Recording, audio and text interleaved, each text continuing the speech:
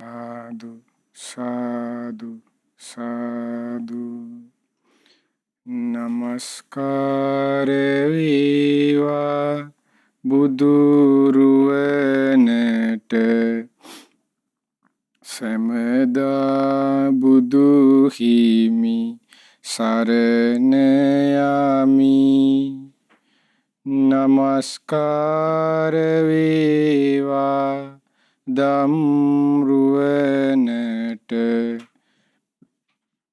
සැමදා සදහම් සරණ යමි නමස්කාර වේවා සංඝරුවනට සැමදා මහා සංඝ සරණ යමි නමස්කාර වේවා තුනුරුවනට සැමදා තිසරණ සරණ යමි සාදු සාදු සාදු අපට මේ උතුම් ධර්මයේ කියා දෙන ගුරු දේවෝත්තම කල්යාණ මිත්‍ර පින්වත් ලොකු ස්වාමීන් වහන්සේට ඔබ අප සීල දෙනාගේම নমස්කාරය වේවා සාදු සාදු සාදු ශ්‍රද්ධාවන්ත පින්වත්නි මනුස්ස උපතක් ලබාගෙන සිටින ඔබ අප හැම දිනාටමත් ඒ වගේම දෙව්ලොව දෙවියන්ට ඒ වගේම බඹලොව බ්‍රහ්මීන්ට සතර පාය වාසී සියලු දෙනාට ඒ කියන්නේ මේ සියලු සත්වයින්ට ඒ සත්වයා කැමැති වුණත් අකමැති වුණත් මුහුණ දෙන්න සිදුවන සත්‍යයක් තියෙනවා. ඒ සත්‍ය තමයි ඒ සත්‍ය හැබැයි බුදුරජාණන් වහන්සේ නමක් පහළ වුණත් තථාගතයන් වහන්සේ නමක් පහළ නොවුණත් මේ ලෝකයේ තුල ඒ සත්‍ය තියෙනවා. ඒ උපන් සත්වයාට මුහුණ දෙන්න වෙන දෙයක් හැටියට ලෝක ධර්මතාවයක් හැටියට සත්‍යයක් හැටියට හැබැයි පෙන්වලා දෙන්නේ අපේ භාග්‍යවත් බුදුරජාණන් වහන්සේ. ඒ සත්‍ය බුදුරජාණන්සේ දේශනා කළේ අවබෝධ කරන්න තියෙනවා. ඒ සත්‍ය වලින් එකක් අවබෝධ කරන්න ඕනේ. ඒ සත්‍ය අවබෝධ කළොත් අන්න ඔහුට ප්‍රහාණය වෙලවා ඊළඟ සත්‍යයක ප්‍රහාණය වෙනවා. ඒ ප්‍රහාණය වීම හේතුවෙන් ඒ කෙනෙකුට සාක්ෂාත් වෙනවා යම් දෙයක්. ඒ සාක්ෂාත් වීම පිණිස කෙනෙක් යම් මාර්ගයක් ප්‍රගුණ කළ යුතුයි. ඊළඟ එක ප්‍රගුණ කරන්න ඕනේ. පළවෙනි දේ අවබෝධ කරන්න තියෙනවා. ප්‍රහාණය කරන්න තියෙනවා. සාක්ෂාත් කරන්න තියෙනවා. ප්‍රගුණ කරන්න තියෙනවා. ඒ අවබෝධ කළ යුතු ප්‍රහාණය කළ යුතු සාක්ෂාත් කළ යුතු ඊළඟට ප්‍රගුණ කළ යුතු ඒ සතර කුමක්ද? ඒ තමයි චතුරාර්ය සත්‍ය ධර්මය.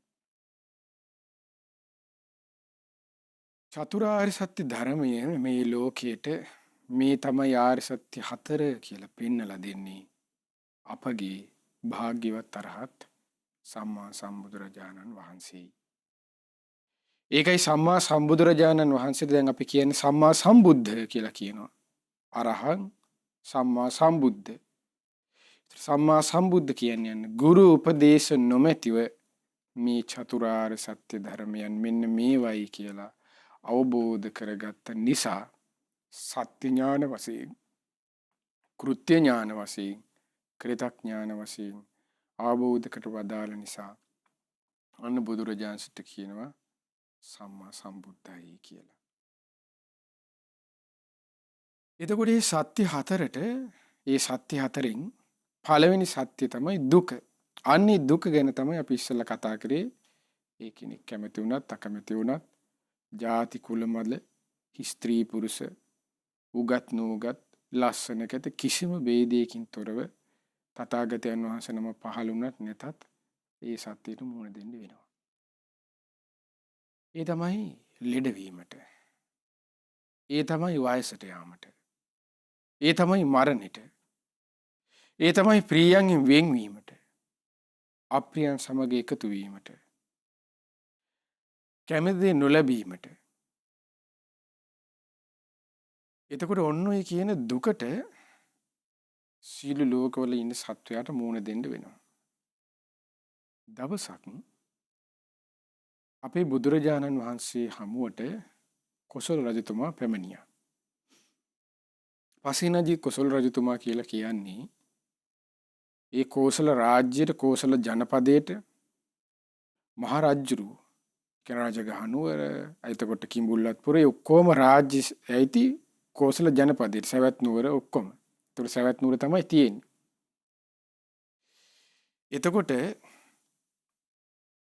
ඒ කොසල් රජතුමා භාග්‍යවත් බුදුරජාණන් වහන්සේ හමු වෙන්න දවසකට 3 වතාවක් පැමිණෙනවා. ඇවිල්ලා බුදුරජාණන් වහන්සේ වන්දනාමාන කරලා යන ස්වභාවයක් ධර්ම කතාව සිදු කරලා තථාගතයන් වහන්සේ ආශිර්වාදය ලබා ගන්න ස්වභාවයක් ඒ රජතුමා තුල තිබ්බා. පැහැදීමකින් යුතු වෙච්ච රජ කෙනෙක්.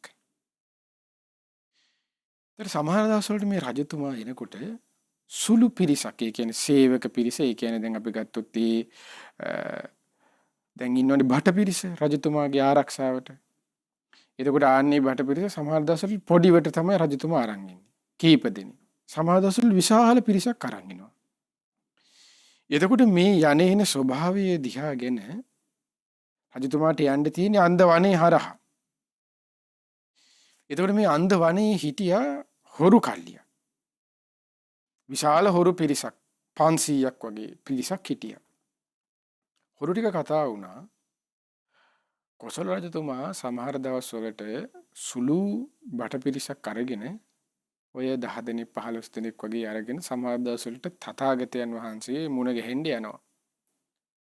අන්න ඒ දවසක් බලලා ඉඳලා හොඳට උත්තු බලලා ඉඳලා අපි මොකද කරන්නේ? අල්ලගමු කිව්වා රජාව. රජාව අල්ලගෙන රජා පණ පිටින් අල්ලන් ඉවර වෙලා අපි රජාගෙන් අරගෙන ගිහිල්ලා මොකද කරන්නේ? අපි කොසල් රාජ්‍ය ගමු කියලා දැන් මේ හොරු 500 කතා වුණා. එතකොට දැන් ඉස්සර වගේම තමයි ඉස්සරත් දැන් මේ අද වගේම ඒ ස්වභාවයන් දෙකම සමානයි සමහර කරුණු වලදී. මේ ඉස්සර රජවරුන්ට හිටියා චරපුරුෂ ඒ කියන්නේ බුද්ධිහංස වගේ සේවාවල් හිටිය අද කාලේ විදියට අපි කතා කළොත්. එතකොට ඒ රජතුමාගේ හිටපු ඒ රහස් ඔත්තු සේවයේ කට්ටියට ආරංචි වුණා මෙන්න මෙහෙම මේ හොරු කල්ලිය තුල මෙහෙම කතිකාවතක් යනවා තථාගතයන් වහන්සේ හමු වෙන්න බැහැ දකින්න රජතුමා යනකොට ජීවග්‍රහණයෙන් අල්ලගෙන රාජ්‍ය පැහැර ගන්න ස්වභාවයක් තියෙනවා කියලා. ඉතින් මොකද උනේ රජතුමාට මේ සිද්ධිය ආරංචි වුණාට පස්සේ රජතුමා මොකද කළේ?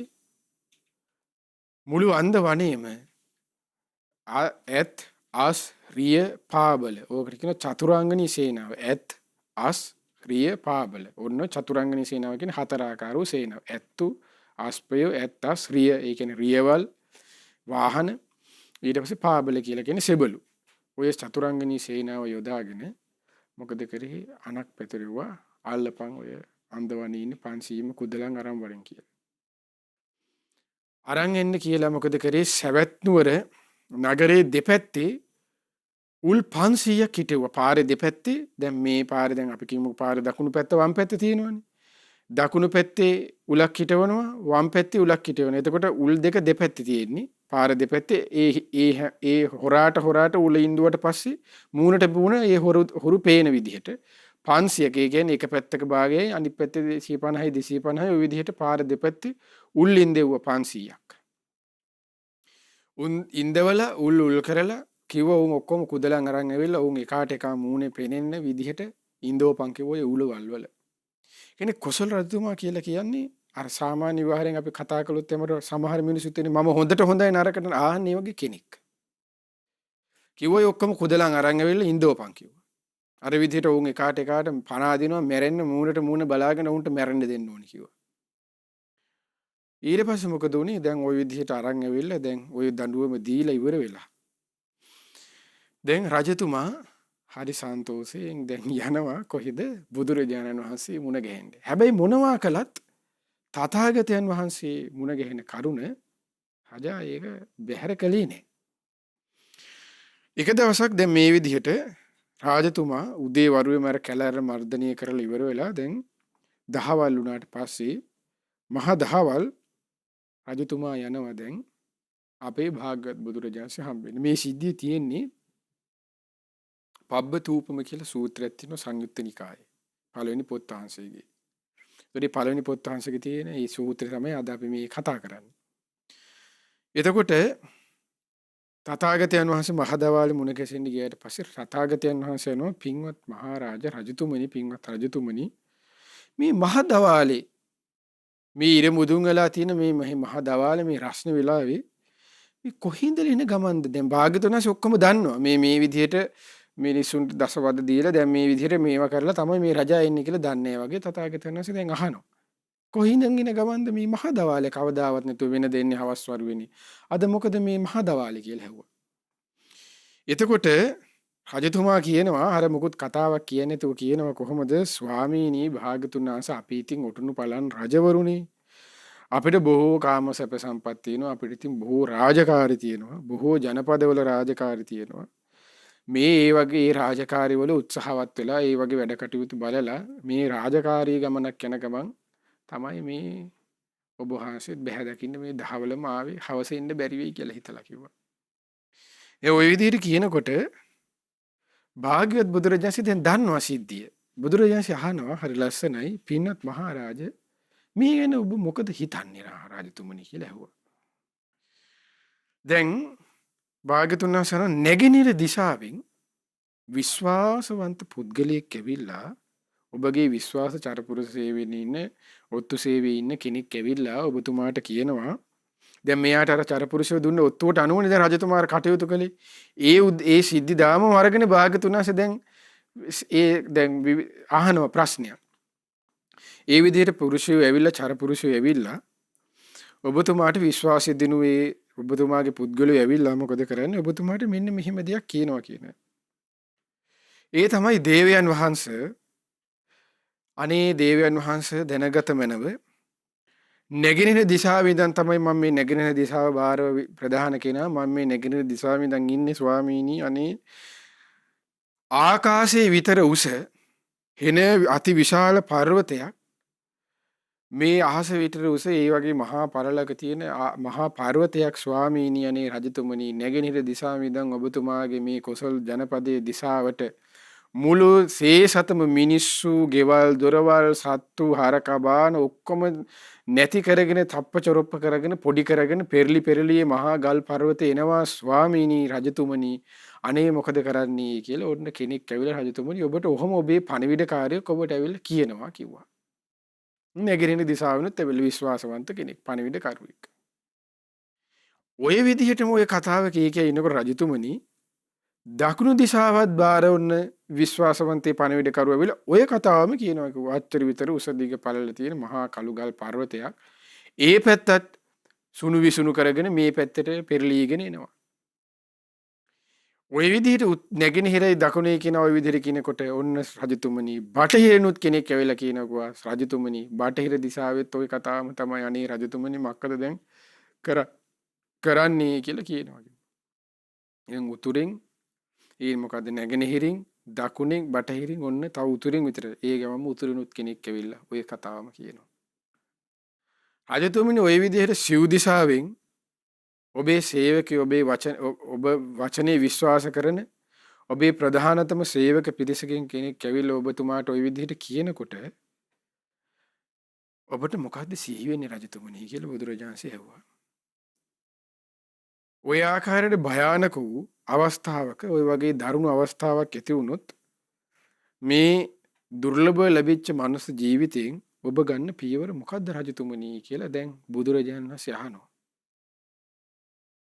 ඒ වෙලාවේ රජතුමා කියනවා ස්වාමීනි භාග්‍යවතුන් වහන්සේ වැනි මහා භයානක දරුණු මිනිසුන් වෙනසෙන අවස්ථාවක වුණත් දුර්ලභ මනුෂ්‍ය ජීවිතයක් ලබාගත් මම ධර්මයේ හැසිරීම යහපතේ යෙදීම කුසල් දහම් කිරීම පින් දහම් කිරීම හැර අනේ ස්වාමීනි භාග්‍යවතුන් වහන්සේ මට වෙන කරන්න දෙයක් නැහැ කිව්වා. ඔන්න රජතුමා කියපු කතාව. ඒ වෙලේ බුදුරජාණන්සේ කියනවා හරි ලස්සනයි පින්වත් මහරජ ඔබට මේ කාරණේ දැනුම් දෙන්න සිද්ධ වෙනවා කිව්වා. ඒ තමයි ඔබට මේ විදිහට මට කියන්න සිද්ධ වෙනවා කිව්වා. පින්වත් මහරජ ජරා මරණ කියන දෙක ඔබ යට කරගෙන යනවා කිව්වා.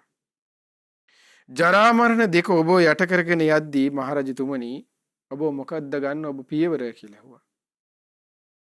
දැන් භාගතුන් වහන්සේ මේ විස්තරේ තියෙනවා හරි ලස්සනට අටුවාවෙත් මේ සංයුත්ත නිකාය අටුවාවෙත් මේ සූත්‍රය අටුවාවෙත් තියෙනවා. රජතුමා මේ කාලේ වෙනකොට ටිකක් මහලුයි. වයසට ගිහිල්ලා පොඩ්ඩක්. එතකොට කියනවා භාගතුන් වහන්සේ ඒකයි කියන්නේ.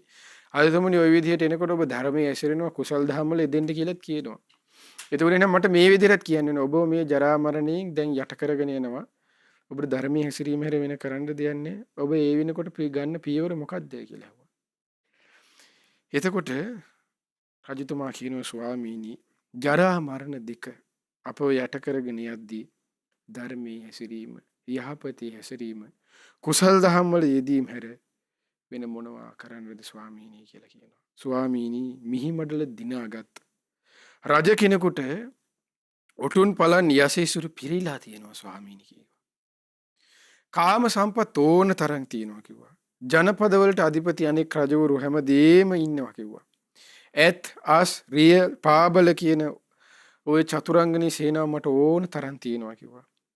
ස්වාමීනි ඒ වුණත් මේ ජරා මරණ දෙක අපව යට කරගෙන යද්දී ඔය චතුරංගනී සේනාවෙන් ඔය යුද්ධ වලින් ඔය කාමයන්ගෙන් ඔය සැප සම්පත් වලින් කිසිම ප්‍රයෝජනයක් වෙන්නේ නැහැ ස්වාමීනි භාග්‍යතුන් වහන්සේ කිව්වා. මට තියෙන්නේ ස්වාමීනි භාග්‍යතුන් වහන්සේ කුසල් දහම් වල පින් දහම් වල යෙදීම හැර වෙන කිසි දෙයක් නෙමෙයි කිව්වා. ස්වාමීනි එතකොට බුදුරජාණන් වහන්සේ දේශනා කරන හරිය ලස්සනයි. මෙතන විස්තර කරනවා රජතුමනි ඔබට මම කිව්ව නේද අර කතාවක් කියලා ඇහුවා. අර නැගිනහිරින් බටහිරින් අර ගල් පර්වත පෙරලාගෙන එනවා කියලා ඒ වගේ තමයි රජතුමනි මේ ජරා මරණ දෙක කියනවා. අපිට කොයි දිශාවෙන් බැලුවත් රජතුමනි කොයි වෙලාවෙ බැලුවත් අපි මොන දේ කරත් අපිට මොන වස්තුව තිබුණත් මොන සැප සම්පත් තිබුණත් කවුරු හිටියත් රජතුමනි අපි මොහොතින් මොහොත ජරා මරණ වලට පත් වෙනවා කියනවා. දැන් බලන්න අපි දැන් අපිට එක එක වයස ලැබෙනවා. අපි සමහරවිට මගේ උපන්දිනේ කියනවා. අපි උපන්දින සමරනවා.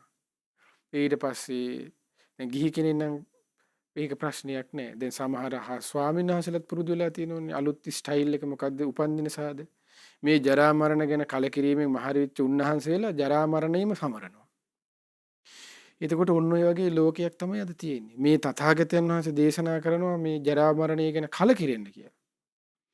එතකොට දැන් ඔන්න ওই විදිහට ජරා මරණ වලට පත් වෙනකොට භාගතුන් දේශනා කරනවා ඔන්න කුසල් දහම් කිරීම පින් දහම් කිරීම යහපතේ හැසිරීම හැර වෙන දෙයක් නැහැ කියනවා. බුදුරජාණන් දේශනා කළා පින්වත්නි අච්චින්ති කාලා තරයන්ති රත්තියෝ කාලය කියන එක වේගයෙන් ගිවිලා යනවා. වයෝ ගුණං අනුපුබ්බං ජහන්ති ජීවත් වෙන්න තියෙන සුළු කාලයයි. දැන් අපි මේ හිටියා. දැන් අපිට සමහර වෙලාවට අපි කිව්වොත් එහෙම අපේ A level කාලේ මතක් කරා අපිට සනේ මතක් වෙනවා. මේ අදී වගේ සමහර වෙලාවට යුනිවර්සිටි ගිහිල්ලා ඉන්නනේ ඒ කාලේ යාළුවොත් එක්ක කරපුවා පොලිසියෙන් ගුටි කාපුවා මතක හරි ලස්සනට අපි මතක් කරනවා. ඊට අපි ඒ කතාවලත් ඉවරලා කියනවා අපි හරි පුදුමයිනේ අපිට වයසට ගියා. එක්ක සමහර යාළුවෝ මැරිලා. මේ අපේ වයසේ සමහර මේ අවුරුදු 30 වගේ වයස් වතර වෙනකොට ඊට පස්සේ එහෙන් ලෙඩ. ඒකයි බුදුරජාණන් දේශනා කළේ හරි ලස්සන ගාථාවක් තියෙනවා. බුදුරජාණන් දේශනා කරනවා සීලං යාව ජරා සාදු වයසටපත් වෙලා බැරි ගහිලා ඇඳට වැටෙන්න කලින් තමයි සීලය කියන එක ජීවිතේට පුරුදු කරගන්න හොඳ කියලා බුදුරජාණන්සේ දේශනා කළා.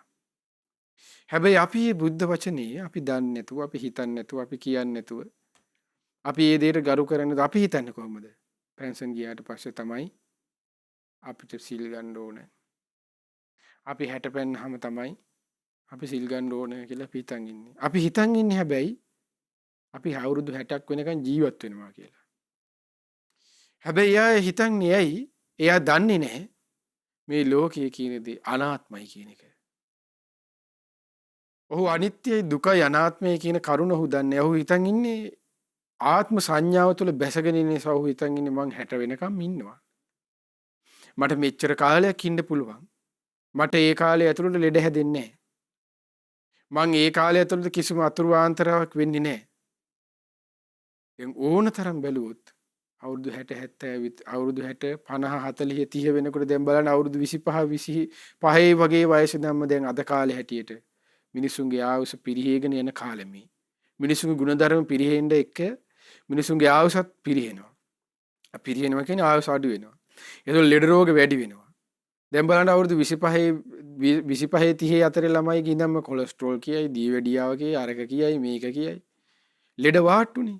දාච්චිලාට තිබ්බ ලෙඩ අවුරුදු 25 30 ඉඳන්ම පටන් ගන්නවා. එතකොට ඒ කෙනෙකුගේ ආයුෂ බැලුවොත් එහෙම අවුරුදු 40න් 50න් එයාලා යනවා. හැබැයි හිතන් හිටියේ කොහොමද? 60න් පස්සේ සිල් ගන්නම් කියලා.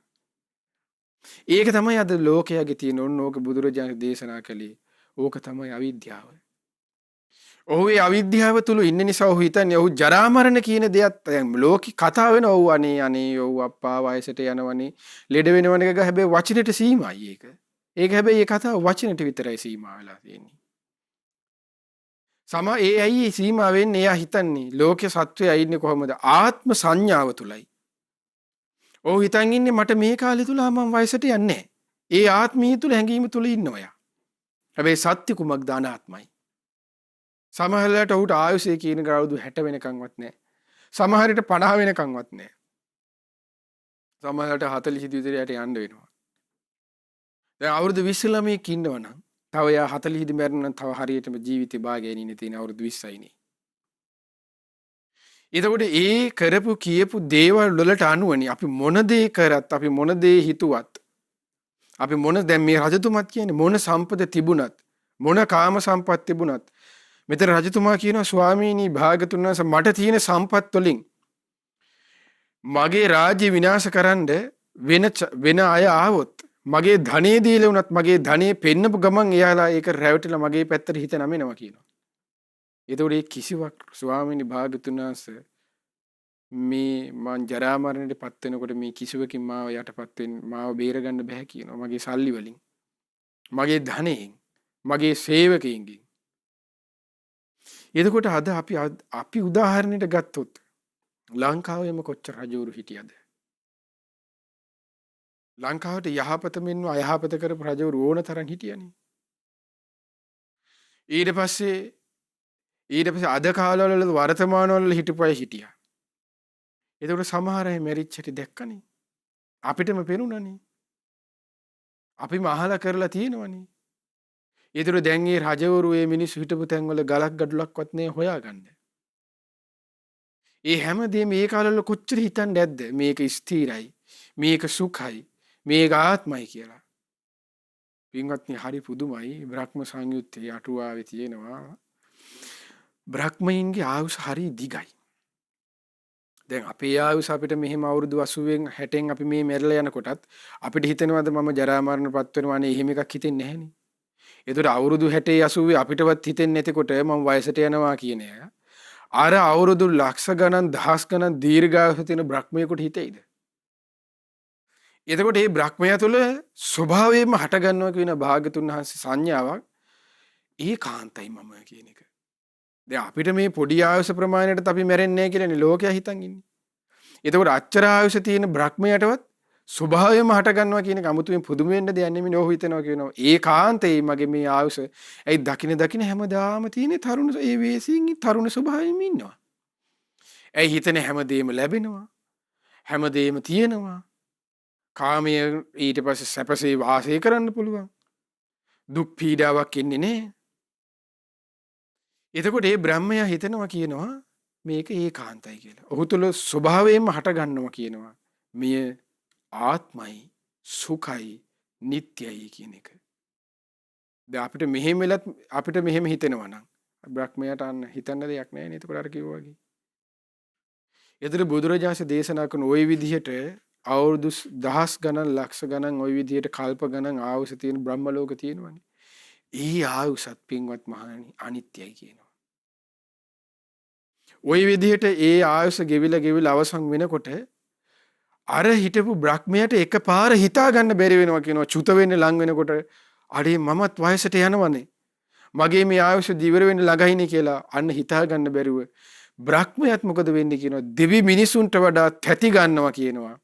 ධර්මයේ පුරුදු නොකලා වූ ධර්මයේ එහෙ ගිහිලා ධර්මයේ නොසිතා වූ බ්‍රහ්මයා අන්න තැති ගන්නවා කියනවා. දැන් මේ අවුරුදු 60 70 මෙරෙන්න පණ අදිනකොට වයසට යනකොට තැති ගන්නකොට අපි බ්‍රහ්මයේ තැති ගන්නවා කියන එක අහන්න කතාවකුත් නෙමෙයි නේද? ඒ බ්‍රහ්මයා තැති ගන්නවා කියනවා. ශෝක කරනවා කියනවා. හඬනවා කියනවා. වැළපෙනවා කියනවා. ඔන්න බ්‍රහ්මීන්ටත් වෙන කතාව අච්චර ආවුස තියෙන. ඒතර ජරා මරණ කියන්නේ පින්වත්නි මේ ලෝකේ ධර්මතාවයක්. ජරා මරණ බුදුරජාණන්සේ දේශනා හරි ලස්සන රට්ටපාල සූත්‍රයේ රට්ටපාල රහතන් වහන්සේ දේශන හරි ලස්සන ගාථා ටිකක්. උපනීති ජීවිත මප්පමායු. මේ ජීවිතයේ ආයුෂ හරීම ස්වල්පයයි. උපන් සත්වයාගේ ආයුෂ හරීම ස්වල්පයයි කියනවා. ඒතර අපි දන්නවද අපි මේ හිතන් හිටියට අපි ආවේ කොහෙන්ද කියලා? අපි මේ කරන කියන මේ දාන දැඟලිලි ඔක්කොම සමහරවිට අපි වයස ගත්තොත් අපේ වයස කාලය තුලදී අපි පොඩි කාලයක් තුලනේ දඟන ඔක්කොම මේ කැරකිලි බඹර සැනකිලි ඔක්කොම දාන්නේ ටික වයස කාලේ එක වයස් පරතරයක විතරනේ. ළමා කාලේ ස්වභාවයක් නෑ. ඊට පස්සේ තරුණ කාලේ අවුරුදු 15 16 ඊට පස්සේ අවුරුදු 35 විතර වෙනකන් විතරයි දාන ඔක්කොම බඹර සැනකිලි තියෙන්නේ. ඊට පස්සේ මොකුත් නෑ. ඊට පස්සේ සැනකිලි වල නිමාව. නාගි වුණාට පස්සේ මොන සැනකිලිද? එහා පුටුවෙන් මෙහා පුටුවට සාලේ කාමරේ ඉඳන් ගේ ඇතුලේ අනිත් කාමරේට සාලේ ඉඳන් අනිත් කාමරේට යා ගන්න බෑ. එතකොට ඒකත් අල්ලල්ල යන්නේ. ඊට පස්සේ මේ මොකද වැසික මල මුත්‍රා ටික කරගන්න බෑ. ඇඳන් ඉන්නේ ඇඳුමේ දාගන්නේ ඔක්කොම. එතකොට සැනකිලි කතාවක් නෑ. අර සැනකිලි තිබුණේ ටික කාලයකට. එතකොට ආන්න ඒ කාලය තුලදී අන්න කෙනෙක්ගේ ජීවිතේ සාර්ථක කරගත්තේ නැත්නම් අන්න ඒකයි බුදුරජාණන් දේශනා කළේ වයසට යන්න කලිනුයි සීලය කියන කරුණ තියෙන්නේ. නාකි වුණාට පස්සේ ඔබ හිතලා බලන්න. ඔබ භාවනා කරන්න හිතට ආසාවක් ආව කියලා හිතන්න. සමහරලාට ඔබ වාඩි වෙන්න හරිම පහසුවෙන් කොන්ද කෙලින් තියාගෙන වාඩි වෙන්න සාමාන්‍යයෙන් පුළුවන් තරුණයෙකුට නේද? නාකි වුණාට පස්සේ පුළුවන්ද? එහෙත් ටැඹරෙනවා මෙහෙත් ටැඹරෙනවා. ලෙඩ දුක් හැදුනහම පුළුවන්ද? එතකොට හිතන්න මේ ඔන්න ඕකේ බුදුරජාණන් දේශනා කළේ ඨාන සූත්‍රයේ පින්වත්නි නිතර නිතර සිහි කරන්න ඕන කියන කරුණක් කියලා. මම වයසට යනවා. වයසට යන ස්වභාවයෙන් යුක්තයි. ඒ ස්වභාවය ඉක්මවා නැහැ කියලා. ඒක ඍණාත්මක කල්පනාවක් නෙමෙයි. ඒක ඍණාත්මක කල්පනාවක් වෙන්නේ අසෘතවත් පෘතජ්ජනයින්ට නම් ඍණාත්මක කල්පනාවක් වෙයි. හැබැයි බුදුරජාණන් වහන්සේගේ ශ්‍රාවකයාට ඒ කල්පනාව ඍණාත්මක නොවේ. බුදුරජාණන්ගේ ශ්‍රාවකයා නිතර නිතර සිහි කරනවා. ඇයි ඒ නිතර නිතර සිහි කරන්නේ? ඊළඟ මොහොතේ දැන් ඔන්න ලංකාවේ මේ අපි ගත්තොත් එහෙම ඊයේ පෙරේද සිද්ධියක් උනේ. මොකද්ද? රෑ නිදාගත්ත උදේ වෙනකොට වහලේ බිල්ඩිමයි ඔක්කොම කඩාගෙන පොඩි එකත් එක්කම චොර චොප්පන් වෙලා මැරුණා. ඒතර ගෑන් ළමයිගේ පෙට්ටිය සීල්. පොඩි එකන ඉස්පිරිතාලේ මලේ. මහමිනියා චප්ප වෙලා මලේ. එතකොට අපි දන්නවද අදරය නිදාගන්න ගියේ ඒගොල්ලෝ උදේ වෙනකොට අපි හිතන්නේ එයාලා නිදාගන්න ගියේ හෙට උදේට මොන වගේ විවිධ දේවල් මතක් කරගෙන මං හෙට මෙහෙම කරනවා අර විදිහට කරනවා අපිට මෙහෙ යන්න තියෙනවා ඒක කරන්න තියෙනවා මේක කරන්න තියෙනවා කියලා. අපි වගේම නේද ගියේ නින්දට. හිතුවද අද රෑ මං චප්ප වෙලා මැරෙයි කියලා. එතකොට ඒ වගේ ජීවිතයන්නේ තියෙන එකනේ බුදුරජාණන් දේශනා කළේ මම මරණයටපත් වෙනවා. මරණයට පත්වන ස්වභාවයෙන් යුක්තයි කියලා සිහි කරන්න කියලා. අද අපි හවස උදේ වැඩට එනවා. හවස වැඩ හැරලා ගෙදර යනවා බයිසිකලේ. ටිපර් කාර්යයක් ආව අමුණන් ගියා. ඉවරනේ කතාව. මලේ නෑ. හිතන්නේ ඊට පස්සේ ඇඳේ ඉන්න උනා කියලා. කවුද කන්න දෙන්නේ? ඊට පස්සේ ගෙදර මිනිසුන්ට බරක්. ඊට පස්සේ මේ මිනිසුත් කරන්නේ බැන බැන. එතකොට ওই ලෝක ධර්මතාවයන් ඒ වෙනකොට මොන දේ වුණත් ඒ වෙනකොට කෙනෙක්ගේ ජීවිතේ ශක්තිමත් වෙන ඔහුගේ සිත ශක්තිමත් වීම තුලින් හිත කියන දේ ශක්තිමත්ව තිබුණ නැත්නම් ඕනෑම පුද්ගලයෙකුට පින්වත්නි සුළු තප්පරයකටත් වඩා අඩු කාලයක් යන්නේ ඔහුගේ හිත වැටෙන්න. අනේ මට මෙහෙම වුණානේ කියලා කියපු ගමන් ඔහුගේ හිත වැටලි ඉවරයි. ඒ වැටිච්ච හිතට ඒ වෙලාවට පිහිට පිළිසරණ කරගන්න ඔහු කලින් පුරුදු කරපු දහමක් තිබුණ නැත්නම් අන්න ඔහුට කිසි දෙයක් නැහැ. බලන්න බිම්බිසාර රජතුමා තථාගතයන් වහන්සේට ආරාම පූජා කළා. ඊට පස්සේ තථාගතයන් වහන්සේට බොහෝ පැහැදීමෙන් හිටියා. ශ්‍රාවකීන්ට අපෝපස්ථාන කළා. ශාසනයට බොහෝ උපකාර කරපු සත්පුරුෂ රජ කෙනෙක්. මැරුණේ කොහොමද? හිරගෙය ඇතුලේ. ඒ කකුල් පළලා ලුණු දාලා අර ඇවිද්දවනවා. දැන් අද කාලේ මහා ධර්මයේ හැසිරෙනවා කියන මිනිස්සෙකුට ඔහොම වුණොත් එහෙම මොකද කියන්නේ? අපි බලන්න එක හාඳුරු කෙනෙක්වත් ආවේ නැහැ. මෙච්චර 이르දි තියෙනවා බුදුරජාණන් වහන්සේ. 이르දියෙන් ඇවිල්ලා මාගේ මේ සිර කවුල වල දොර විවෘත කොට තථාගතයන් වහන්සේ මාව ගත්තේ නැතකේගේ අද නම් බැන බැන නේද මැරෙන්නේ. එතකොට බලන්න අර රජතුමා හිත වැටුන්නේ. හේතුව මොකද්ද? ධර්මී ස්පර්ශ කරා. තථාගතයන් වහන්සේ සැබෑ ලෙස ලබා ගත්තා. තථාගතයන් වහන්සේගේ ධහම. අද මිනිසෙක් නම් හිතන්නේ එහෙමනේ. මම මෙච්චර කළා. මම මෙච්චර උදව් කළා. ආවේ නැහැ පිරිත් ටිකක්වත් කියන්නේ. ඔය වැඩන්නේ. ඇයි? ඒුගේ හිත දුර්වලයි. හිතන් ඉන්නේ ඒ සීකරන දේ තමයි පින්වත්නි. ඔව් සීකරන ධර්මයේ තමයි යන්න උට පිටිපස්සෙන් ආවේ. ඔහුට රැකවරණේ පිණිස. ඔහුට යහපත පිණිස. ඔහුට ආශිර්වාදයේ පිණිස. එතකොට බලන්න ශ්‍රාවකත්වයේ පිහිටලා ශ්‍රාවකියෙකු සිතන ක්‍රමයේ අද අපි හිතන ලාමක රටාවයි එක්ක. එතකොට මේ ලාමක රටාව උරුම වුණාට පස්සේ එක්ක ද්වේෂයෙන් පරිගැනීමකින් එයා එක්ක මැරෙන්නේ. දැන් අද වගේ අර රජතුමා අද කාලේ විදිහට පූජා කරා නම් ආරාම අද වගේ මිනිසෙක් විදිහට. එතකොට ඒ ආරාමෙන් බහිරව වෙලා එනවනේ මම මෙච්චර මේවා පූජා කළා මම මෙච්චර මේවා දුන්නා මෙච්චර හාමුදුරුන්ට කළා මෙච්චර කෑම් බීම දුන්නා මෙච්චර උදේ ඉඳන් දවල් දාන මම මෙච්චර ඒ උන්වහන්සේලාට කැව්වෙව්වා කණ්ඩ දුන්නා බත් මුට්ටි මෙච්චර ගාණක් උයලා දුන්නා. එතකොට ওই විදිහට අද මිනිස්සයා කල්පනා කරන්නේ. අර රජතුමා මොකද කල්පනා කරේ? මේ තමයි ලෝක ධර්මතාවය. මේ තමයි දුක නම් වාර සත්‍ය. ස්වාමීනි භාග්‍යතුන් වහන්සේ ඔබ වහන්සේ දේශනා කරපු දුක නම් වාර සත්‍ය මෙයයි කියලා සිහි කළා. ස්වාමීනි භාග්‍යතුන් වහන්සේ ඔබ වහන්සේ මේ දුකින් ඒකාන්තයෙන්ම නිදහස් වුණා. ස්වාමීනි භාග්‍යතුන් වහන්සේ ඔබ වහන්සේ ඒකාන්තයෙන්ම අරහන් වුණසේක කියලා සිහි කරනවා. සිහි කරනකොට අර වේදනාවයි යටපත් වෙනවා.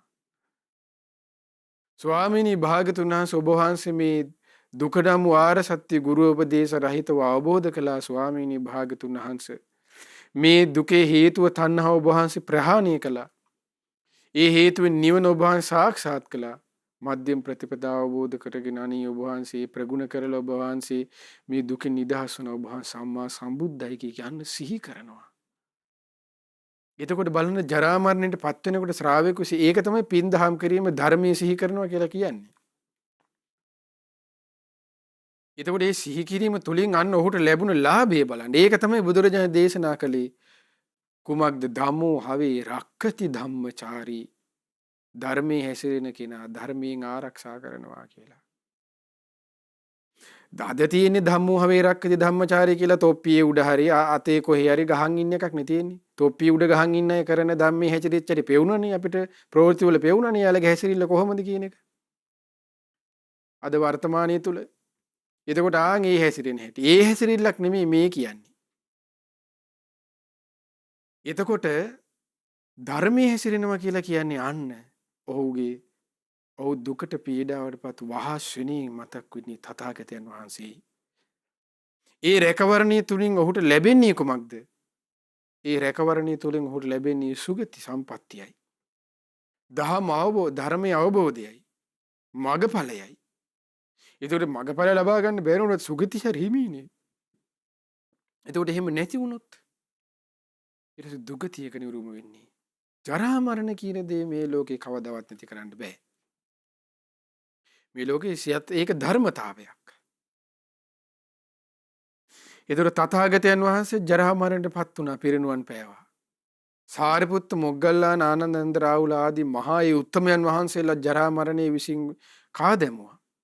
ඒක තමයි අනිත්‍යය කියන එක. අනිත්‍යය කියන දේ තමයි මේ ලෝකේ සියල්ලම වශයෙන් තියෙන අනිත්‍ය කියන දේ තුලයි.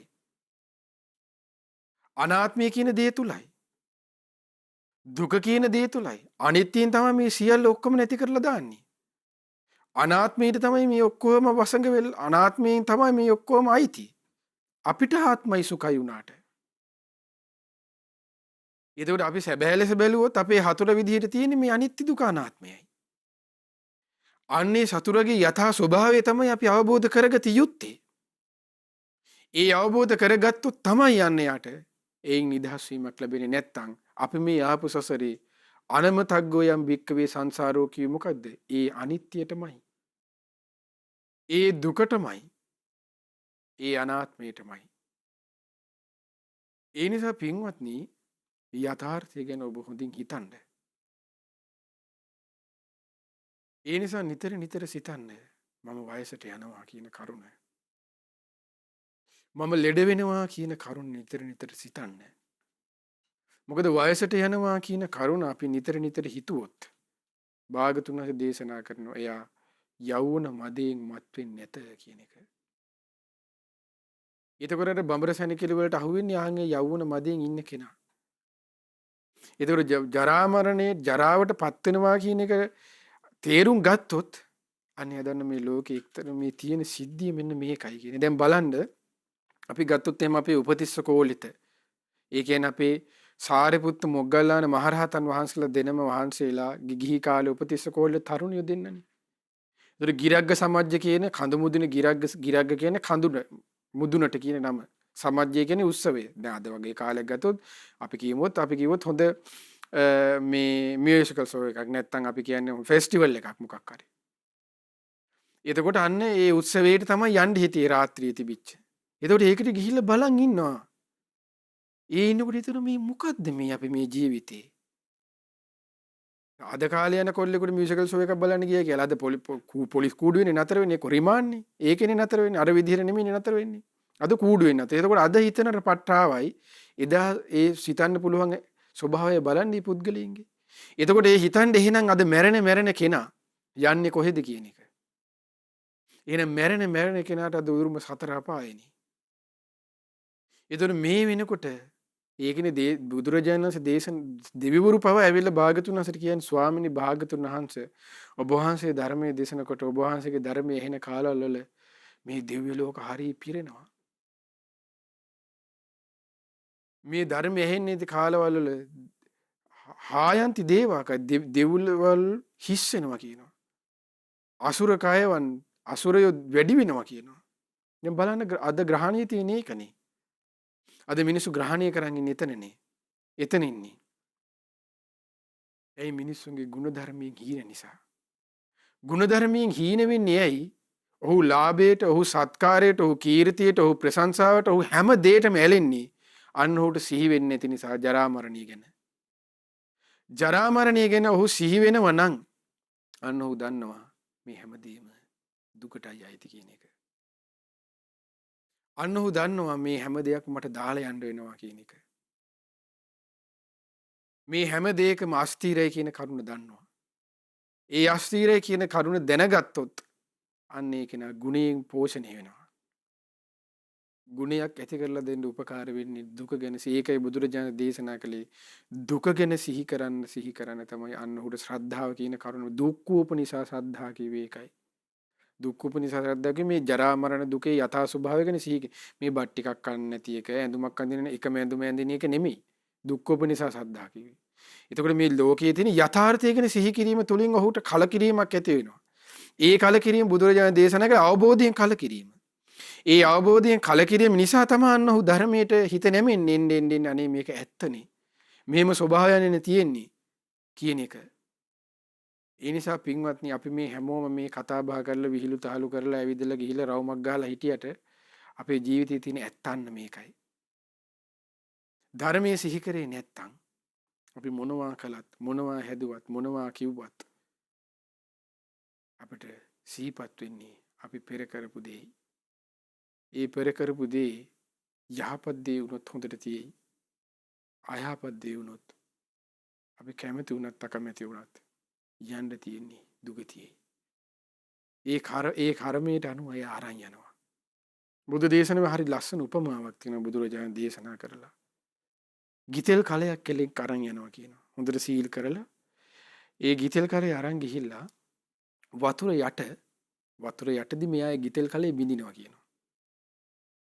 වතුර යටදී ගිතෙල් කලේ බින්දට පස්සේ මෙයා පතනවා කියනවා උඩ ඉඳගෙන එම්බා ගිතෙල් උඹ යටට ඵලයන් කියලා ගිතෙල් වලට තෙල් ටිකට තෙල් යලට එනවද කවදාවත් නෑ තෙල් උඩටමයි එන්නේ.